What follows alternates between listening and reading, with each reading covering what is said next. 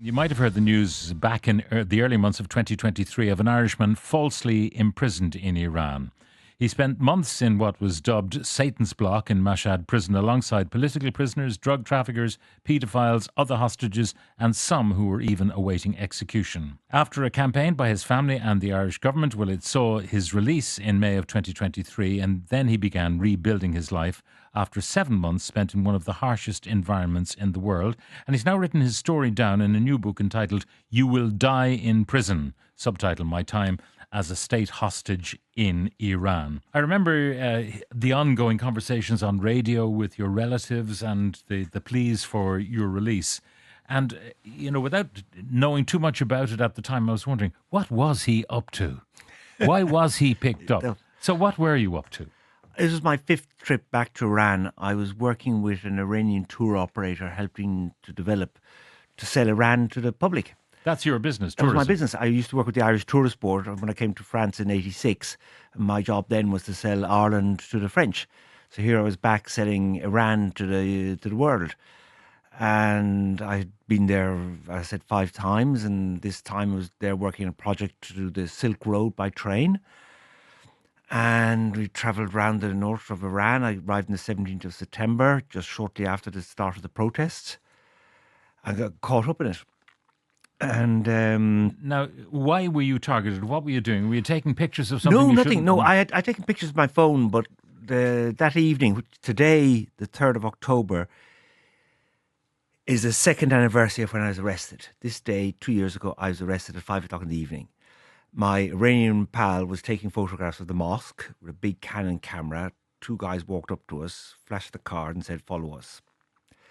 And we sat on the wall with them and they asked us for our passport. I gave them my Irish passport, my French passport. Then they came back and asked for our phones. Went off with that and they came back. Now, your visa was on the French passport. Visa was on the French passport for practical reasons. And every time somebody would ask me, what nationality were you? I would say I was Irish. But the Iranians have this diplomatic hostage system. They basically have a shopping list and they wanted more French hostages. I learned when I came back to Dublin, when I was released, when I met the Taoiseach and the people in the Department of Foreign Affairs, if the visa had been on the Irish passport, I would not have been arrested. You would not have been picked up. So they take your possessions and, I mean, they're being courteous all the time? Very courteous, very correct. The solitary confinement and the interrogation was pretty difficult. I mean, you're blindfolded, handcuffs, you sleep on the floor with a blanket. This is in the initial interrogation before you get taken to the block. Exactly. And I'd be taken 2 or 3 times a day to meet an interrogator who would ask me questions, get me to sign documents. He'd have my phone, so all the information. And the documents would be in Farsi. And these documents, the initial documents, I would write. He'd say, write down your explanation. So I'd write it in French or in English, and then put my fingerprint on it to say, this is what I said. Okay. So that was just the truth. Yeah, absolutely. But they were going back through my whole history, all old photographs. Where was this picture taken? Who are these people? All taken from your phone. Yeah. So when did it become obvious that you were not getting out quickly? Very quickly, right from the second night or the first night, when I was kept in the first interrogation centre and in the cell next door. In the middle of the night, I heard a door opening and somebody coming into that cell and beating somebody with a truncheon or a stick or something, and the guy screaming. And I knew then I was in trouble. This was not going to be over soon. Then you went to this prison. You were taken away. You were told to close your eyes.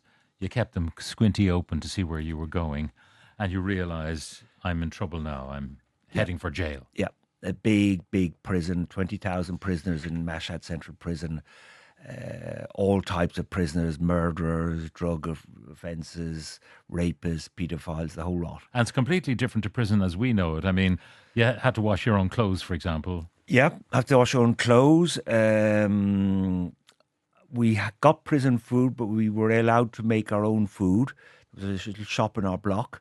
We could buy vegetables and stuff like that to make meals for ourselves. And the money that you had on your possession when they picked you up, did they give that back to you or access to it? No, so the money was sent. Money was sent by Roland, my husband, to the French government sent to the embassy, and the embassy in Tehran would transfer money to my prison credit card. I had a prison credit card. It's It's extraordinary all very system. well organised. Yeah. Now, in the cell which you occupied, how many people were there? We were roughly about 15, went up to about 17. The cell had a mixture of political prisoners and some other foreigners who were drug traffickers from Bahrain, Pakistan, Turkey, but most of them were political prisoners. And what were they facing, or did anybody really know what they were facing? Well, they all had got sentences. For example, the Turkish drug smuggler has been smuggling for heroin. He got 25 years. But the political prisoners, I'm a very close friend with Taj, who's still in prison. He's been there now for 10 years, political prisoner. He's 43. He was condemned to death, and that was squashed when I was there. And I've been in touch with him through various contacts, and he's been re-condemned to death 2 weeks ago. My goodness. Yeah. Throughout all of this, I mean, there were people who were effectively on death row expecting the death sentence at any stage, other people with long, long sentences. When did you go through a judicial process to determine how long you would serve? I had a first court case when I was brought to the courts, when you go in full prison uniform, handcuffs, shackles on your feet, handcuffed to other prisoners. You turn up at the law courts, cross the street, people watching you, into the courthouse, up to the judge. And they wanted me to sign papers, which I didn't understand, and I refused. And they brought in a guard to try and persuade me, and I said no. I said, would you sign a paper in Irish or in French? And the judge sort of looked at me, and he told me to go away. And as I was walking out of that, he said, you will die in prison, through his translator. Which has given us the title of the book. And it was about March, April when I had a first serious court case with television cameras, the whole works. And there I was told, you get 3.5 years in prison, but we're going to ask for an amnesty because of your age and your health. A week later, I went back, and there I was told, no amnesty, no pardon, you're getting 6.5 years. A desolate feeling, I'm sure, when that was passed down. Yeah, terrible. Now, meantime, people are beginning to get very active on your behalf. I mean, you eventually got to see the Irish consulate representative, and a lot of activity back and forth.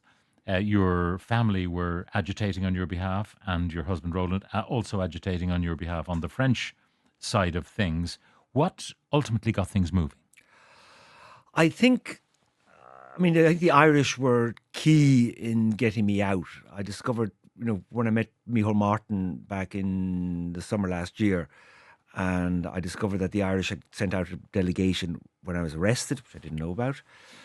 And when I met Sonia McGuinness, the Irish ambassador, on the 1st of May in prison, and I said to Sonia... And she raised a few eyebrows when she came in. Oh, I could say that again. I mean, she rushed up to me and hugged me.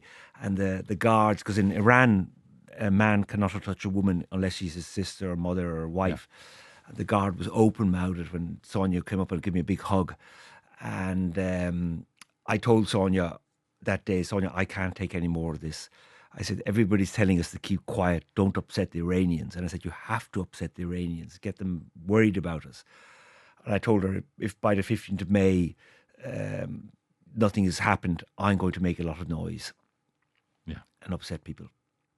Now, over the course of your incarceration, you went on hunger strike for 10 days? A bit more, about 17 days. 17 days.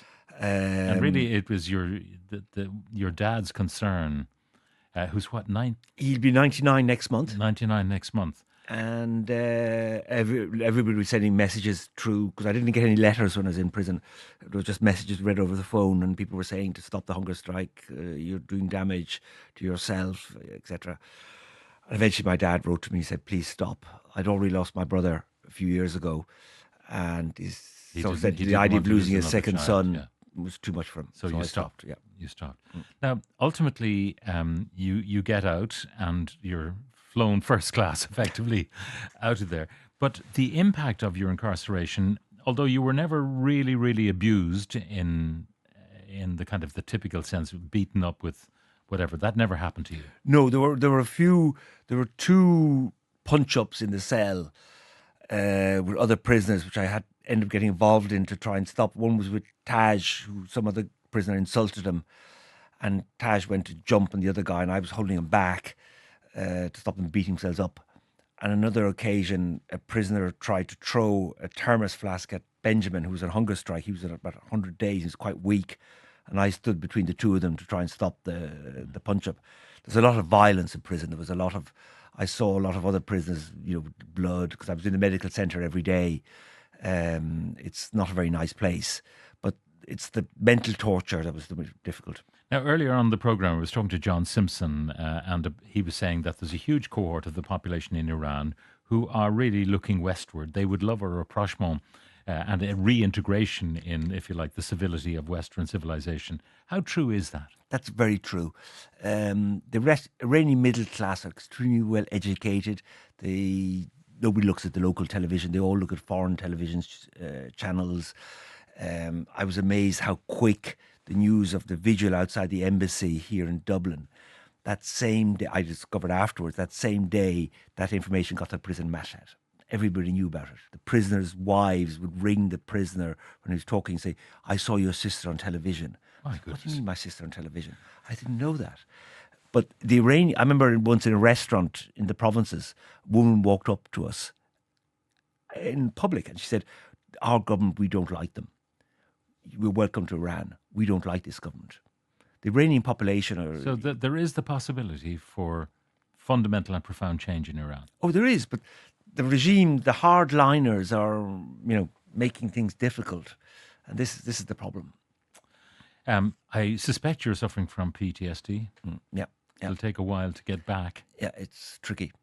And your work, you're operating in tourism. I've It'd be very given up. hard to get back to that. I've given up. I've stopped. The psychiatrist said you shouldn't go back to work. I see a psychiatrist every week, either physically or on Zoom. Anything can spark it off. I mean, I was in a cinema a week ago at a film. I just had to get up and walk out. The trigger. Yeah.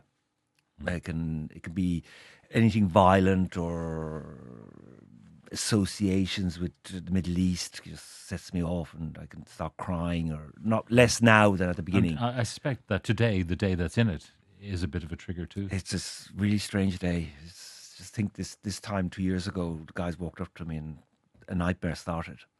Well, the book is a fantastic book. We've only touched on the surface of Bernard's time in prison as a hostage of the Iranian state. It's called You Will Die in Prison, subtitled My Time as a State Hostage in Iran. And Bernard Phelan, thank you very much for joining us on the programme today.